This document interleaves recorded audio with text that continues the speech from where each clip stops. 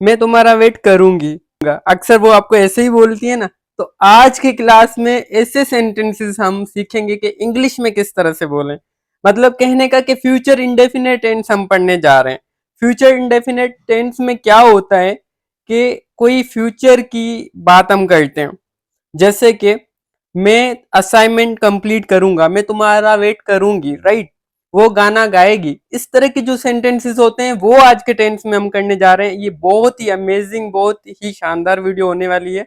और आज के क्लास के बाद फ्यूचर के जितने भी सेंटेंसेस आप उर्दू में बोलते हैं या किसी अदर लैंग्वेज में बोलते हैं, आज के लेक्चर देखने के बाद वो सारे के सारे आप इंग्लिश में बोल सकेंगे। तो स्टार्ट करते हैं। फ्यूचर इंडेफिनेट टेंस को हम फ्यूचर सिंपल टेंस भी बोलते हैं। ये यूज किया जाता है to express an action that will happen in the future without specifying how long it will continue. Okay, अब इसका स्ट्रक्चर की अगर हम बात करें, फ्यूचर इंडेफिनेट टेंस की स्ट्रक्चर की अगर हम बात करें, तो स्ट्रक्चर में क्या होता है कि एक हम यूज करते हैं शल और दूसरा यूज करते हैं विल। हमारे पास दो हेल्पिंग वर्ब्स होते हैं, विल और शल या शल और विल। इसके साथ हम यूज करते हैं base form of the verb, मतलब कि वर्ब की फर्स्ट फॉर्म यूज करते हैं। जो सिंपल वर्ब्स होते हैं वही यूज करते हैं। इसमें कोई थर्ड पर्सन, फोर्थ पर्सन या सेकंड पर्सन यूज नहीं करते। अब देखें, विल जो होता है ये यूज अक्सर हम सारे सब्जेक्ट के साथ करते हैं, ये मॉडर्न इंग्लिश में। बाकी टीचर्स आपको क्या पढ़ाएंगे, शल जो होता है बेटा, शल जो होता है आए और हुई के साथ यूज होता है बाकी जितने भी सब्जेक्ट्स हैं। अगर नाउन आ जाए या बाकी जितने भी सब्जेक्ट्स हैं उनके साथ हम विल यूज करते हैं, राइट। लेकिन मैं आपको यहाँ पर एक चीज बता दूं, वो टीचर्स भी सही है, मैं भी सही हूँ। क्योंकि जो मॉडर्न इंग्लिश आती है उसके अकॉर्डिंग अगर हम बात करें तो सारे सब्जेक्ट्स के साथ हम विल लगाते हैं। मतलब कि जितने भी सब्जेक्ट्स हैं उनके साथ अगर आप विल लगा दोगे तो भी आपका सेंटेंस सही होगा, आप इंग्लिश सही बोल रहे होंगे, राइट। लेकिन पुरानी इंग्लिश में या फॉर्मल ब्रिटिश इंग्लिश में क्या होता है कि शल भी यूज किया जाता है समटाइम्स विद आई और हुई और आई के साथ हम शल यूज करते हैं। बाकी अक्सर आप देखेंगे कि विल यूज किया जाता है आई के साथ भी, हुई के साथ भी, बाकी सारे सब्जेक्ट के साथ भी। अब आप लोगों पे डिपेंड करता है कि आप आई और हुई के साथ शल यूज करते हैं या विल यूज करते हैं।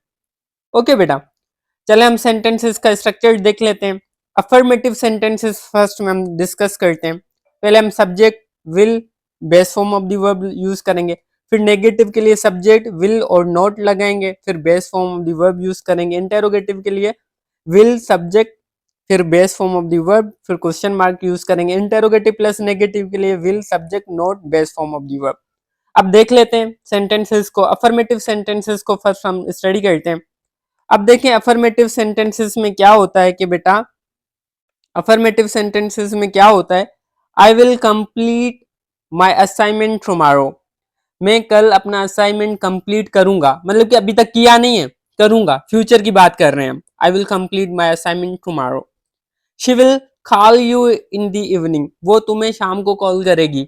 आपकी जो बंदी है वो शाम को आपको कॉल करेगी, अभी नहीं कर रही है क्योंकि ये फ्यूचर की प्रेडिक्शन है। तो अब आपने इंग्लिश में ही बात करनी है, तो ये इंग्लिश में इस तरह से बोल सकता है, आप बोल सकते हैं आप। They will attend the seminar. वो सेमिनार अटेंड करेंगे। We will go on the trip next month. Okay, जैसे कि आपके अक्सर दोस्त बोलते हैं, लेकिन हर बार वो आपका प्लान कैंसिल कर देते हैं, जाते नहीं है। अक्सर बोलते हैं we will go on trip next month, और ये नेक्स्ट मंथ जो है आपका कभी आता ही नहीं है। ओके, तो उस दोस्त के साथ भी शेयर कर दे जो अक्सर ये बोलता रहता है। चलें, नेगेटिव सेंटेंसेस की अगर हम बात करें तो इसमें नॉट यूज करते हैं, मतलब कि नहीं की बात होती है। जैसे कि मैं तुमसे बात नहीं करूंगी, अक्सर बोलती है। अब उसको बोलना कि इंग्लिश में करे, या ये जो लेक्चर है उसके साथ भी शेयर कर दे। I will not tell anyone your secret. मैं तुम्हारा सीक्रेट किसी को नहीं बताऊंगा।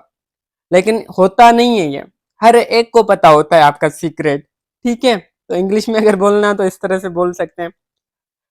ही will not participate in the match. वो मैच में पार्टिसिपेट नहीं करेंगे। They won't agree with your decision. अब देखें, विल नॉट को आप वोंट भी बोल सकते हैं, वोंट, ठीक है बेटा। इसको शॉर्ट फॉर्म में आप बोल सकते हैं। अगर विल नॉट यूज करते हैं तो भी वेल एंड गुड, यहाँ पर भी वोंट कर सकते हैं। I won't tell anyone your secret, इस तरह से बोल सकते हैं। She won't arrive on time, ये भी आप बोल सकते हैं। लेकिन she will not arrive on time ये भी सही है।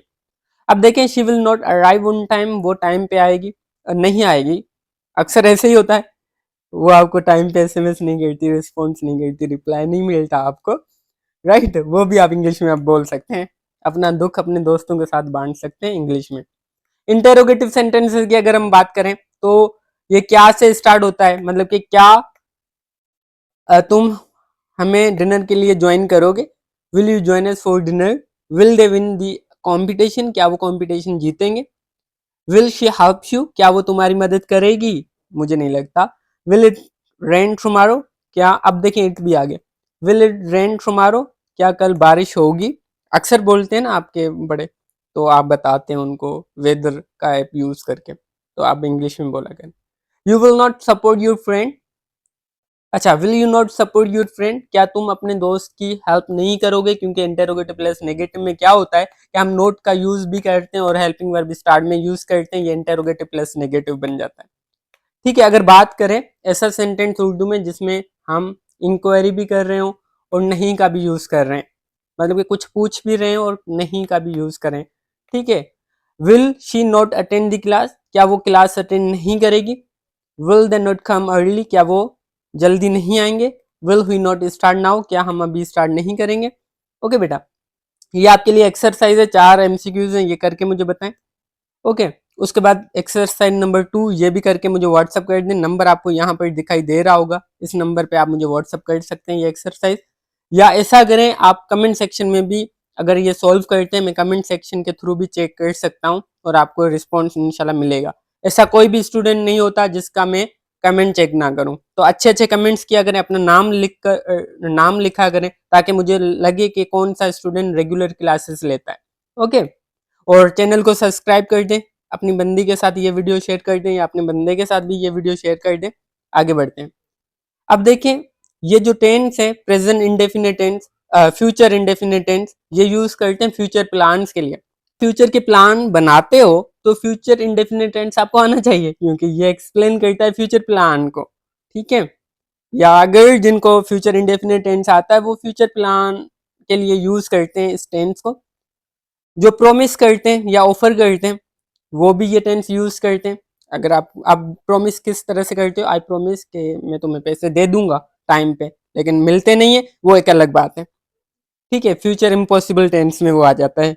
प्रेडिक्शन के लिए, जैसे कि बारिश होगी, प्रेडिक्शन के लिए हम फ्यूचर इंडेफिनिट टेंस यूज करते हैं।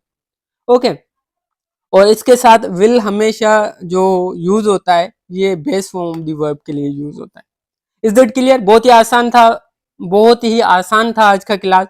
मिलते हैं नए लेक्चर में, तब तक के लिए अल्लाह हाफिज, अपना ख्याल रखिएगा और ये वीडियो अपने दोस्तों के साथ भी शेयर कर दें। अगर आप हमारा ग्रुप ज्वाइन करना चाहते हैं, डिस्क्रिप्शन में आपको लिंक मिल जाएगा, तो आप ज्वाइन कर सकते हैं, और अगर बाकी लेक्चर्स आप हमारे देखना चाहते हैं तो प्लेलिस्ट चेक कर लें, सारे लेक्चर्स अवेलेबल होंगे।